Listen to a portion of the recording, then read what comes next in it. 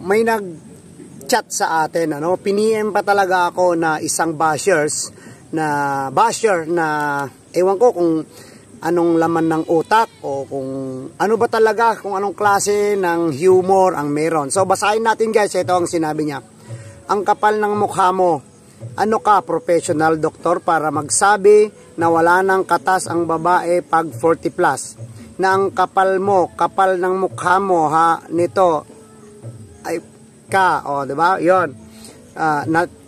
Bastos ka, para kang walang nanay, bastos ka. O, yun yung sabi niya. So, nireplyan ko siya mga idol. Ito yung sabi ko, chillax Lodi, miss lang yan. Ang hirap mo pasayahin. O, yun yung sabi ko. Ayan, mababasa naman natin. Tapos sabi niya ulit dito,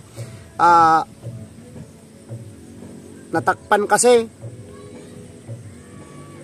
Oo, buti na lang natakpan. Pero sabi niya, sana may ano daw sa pamilya ko, yung mga ganun-ganon. Yung talagang halos isumpanan niya ako mga idol. Nagpapa-good vibes lang ako, Lodi, pero ikaw para kang tigang na ampalaya, ang bitter mo. Tapos ayan, ano niya na ako, automatic blinak niya na ako mga idol, kaya ang hirap pero ganun talaga. So meron pa isa, ito ang sabi niya, si Estrella Elise. Gagawa ka lang ng content, kagaguan pa, patunayan mong wala ng katas.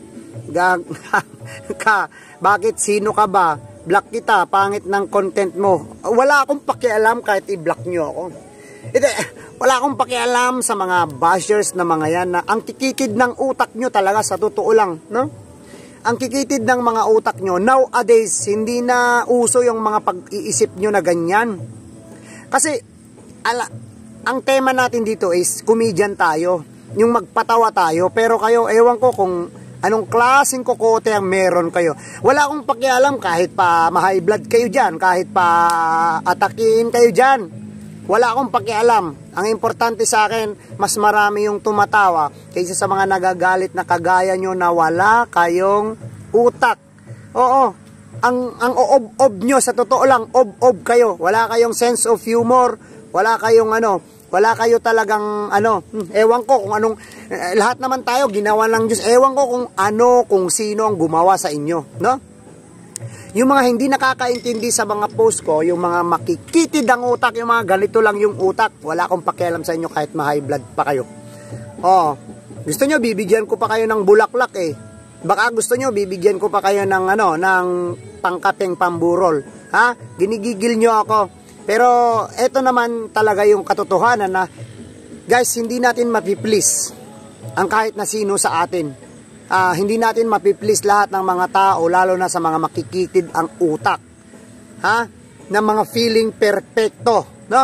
Huwag tayong feeling perfecto. Ako nga, sinasabi ko sa inyo na hindi ako nagmamagaling dahil hindi naman ako magaling. Ang gusto ko lang ay makapagbigay ako sa inyo ng entertainment. So kung masama sa inyo yung tama ng mga post ko, pwede nyo naman akong i-unfollow. Pwede nyo naman akong i-skip o i-scroll na hindi nyo na kailangang magsabi na halos isumpa nyo pa ako na halos gusto nyo kung pwede lang yung talim ng bunga yung sinasabi nyo sa mga comment nyo is parang gusto nyo na akong tunawin. Pero guys, eto uulitin ko, ang purpose ko lang dito is yung pasayahin kayo, hindi yung i-stressin nyo yung sarili nyo sa mga post ko. Wala akong pinatatamaan. Well, kung natatamaan kayo, kung guilty kayo sa mga sinasabi ko, then, para sa inyo talaga yon. Pero labas na ako doon. Wala akong pakialam kahit ika-high blood nyo pa yan. Real talk.